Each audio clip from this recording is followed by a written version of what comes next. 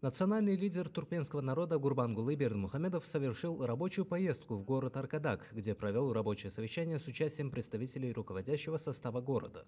Как сообщил вице-президент благотворительного фонда по оказанию помощи нуждающимся в опеке детям имени Гурбангулы Бердмухамедова Базаров, за отчетный период прооперировано более 400 нуждающихся в опеке детей. Вилаятским детским реабилитационным центром было передано в дар гемодиализное оборудование «Диалог Плюс», закупленное за счет средств благотворительного фонда имени Гурбангулы Бердмухамедова.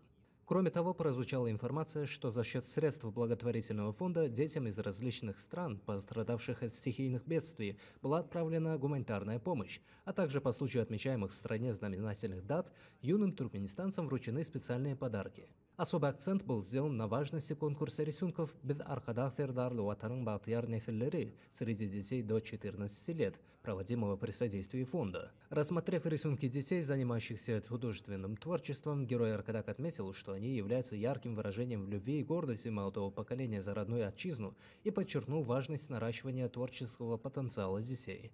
В этой связи герой Аркадак дал ряд конкретных поручений соответствующим руководителям.